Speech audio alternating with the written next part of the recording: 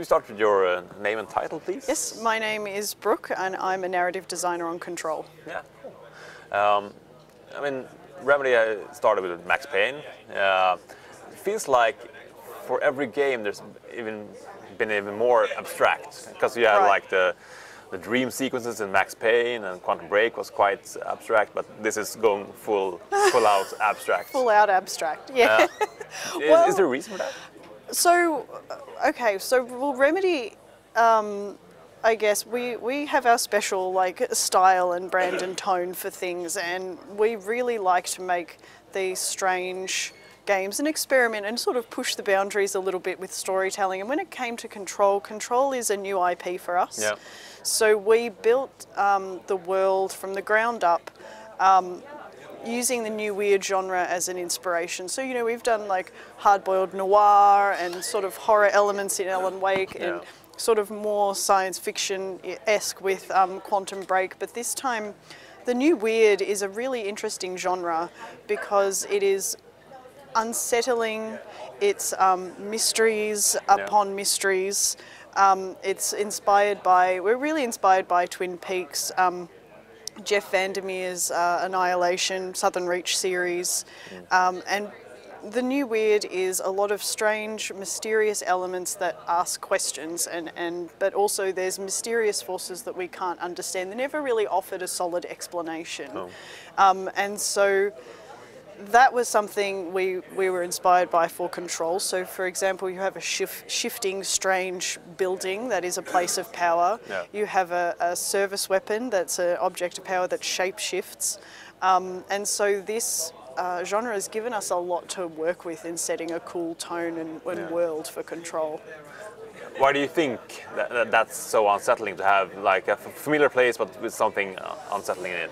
Well, I think because it does feel familiar, but there is something that you can't explain, or there's something sitting under the skin, you know, that you can't quite, offer words to. And the whole premise is Jessie's, you know, in her childhood, a mysterious supernatural event happened that resulted in the disappearance of her brother.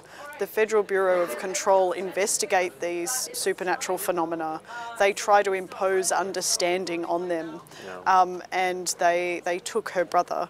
So she arrives at the Bureau trying to find out what happened to him, but arrives at a time when, you know, the building's been taken over by a mysterious force called the Hiss. When she finds the director of the Bureau dead, she picks up his gun and the gun makes her the director.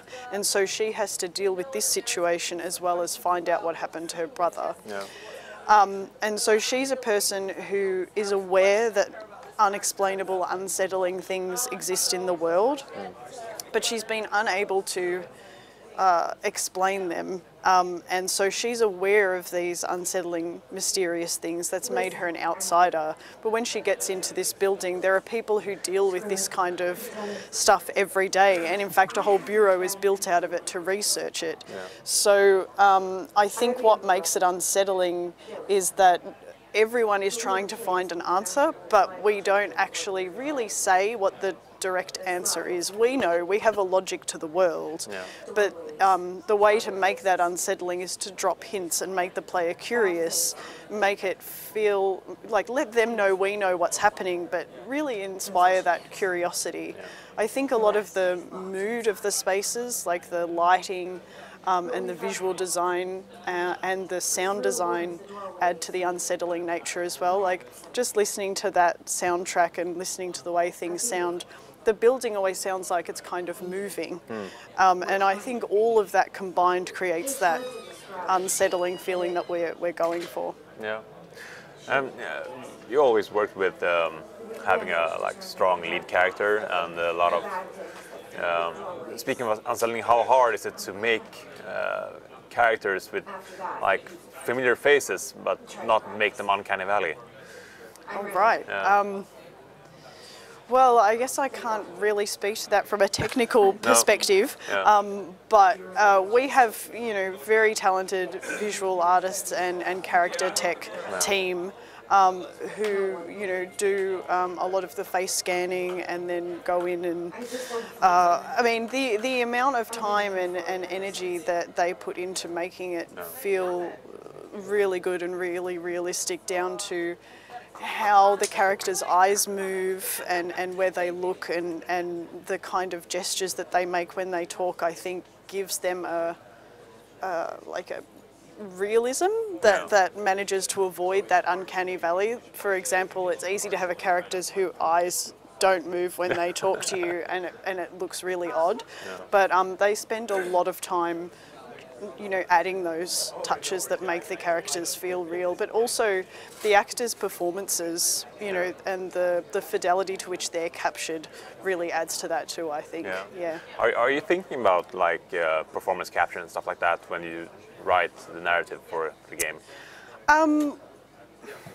I guess not directly, but we were thinking, we did have some actors in mind to start off with, because Courtney Hope has been in Quantum Break previously, and I know Sam and Mikhail were really keen to work with her again. So knowing the kind of wonderful performance that she brings, writing that character with her in mind definitely makes it easier. How do you start writing a character like that? Where's like, well, is it story beats, or is it like the persona, or is it something else? Yeah, interestingly enough, the world of Control was developed first, and then Jessie as a character was developed after that.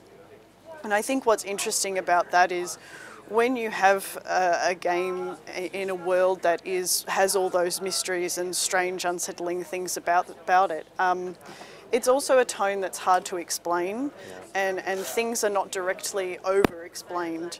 So if we have a character who has experienced these things before but hasn't experienced the Bureau of Control, then we come in with her with all these questions that she has about what's going on, who are these people, where is my brother, what happened.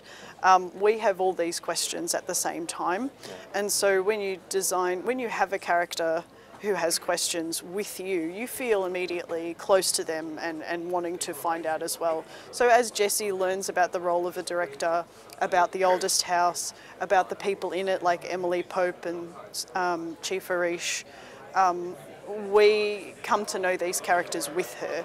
And so then the story beats after that have to do with, her role in trying to get this building back under control. Yeah. And it seems like this is a more open game than previous Remedy games. Yes. Yeah. Is it hard to build a story around that, because you have like going back and meeting new characters and stuff like that? Yeah, it's got its challenges. So previously we've had very straightforward linear games in terms of story, how it's delivered. And they're completely valid and their own form, but we wanted to do something different with Control. So the gameplay is open-ended, which means that you might see places along the way that you could go to eventually, or a door you could go through eventually, and then when you get a security pass you can go back to that place and get through. From a story perspective, we also have side missions and main missions. So side missions are new for a Remedy game, and that gives us, the opportunity to tell more story. So a number of these side missions are often about building out the other characters and their backstories and what they think about what's going on in the building. But from a narrative perspective, there are different parts along the main mission that players can go off and find these side missions, because it's completely up to them. If they want to explore and find these things, they can. It also has implications for what we write in the documents you can pick up, and the audio logs and the videos. So we don't want to give anything away before we've delivered it in the main storyline. So we have to think more carefully about where we're going to place those things. And I think it's also made us a closer team. So we collaborate more with level designers, with gameplay, with lighting, VFX, audio, to lead the player, off the beaten path, as well as encouraging them to, do what they want to do. So, Yeah, that had a lot of challenges, but it was also really fun, I think, because now you're rewarded for your curiosity. Yeah. Yeah. Because often games have like audio logs and diaries and stuff like that, but They do. yeah. Do you think that's a good way to tell like more of the story, or is it? I think so. I mean, I think we had a lot of emails and documentation and things like that in Quantum Break. And in Control in particular, one of my favourite things about them is they're grounded in the bureau. So you're just as likely to find a document about a book club that's been set up in the oldest house by people who work there as you are to find a research paper about scientists trying to understand the astral plane, for example. So I think it's a legitimate storytelling technique because it fits in this world in particular. Government organisation, paperwork everywhere. You're bound to find things that give you clues about what's going on. Also, the audio logs are really interesting to listen to. I personally like listening to audio logs. They're one of my favourite things. Yeah. We also have live action in this one, which has been a thing in previous Remedy games. This time the live action's grounded in the world, as opposed to telling a different part of the story like we did in Quantum Break, like a kind of like a TV show going along with the game itself. So yeah, they've been really fun. Yeah, cool. Great. Thank you. Thank you so much.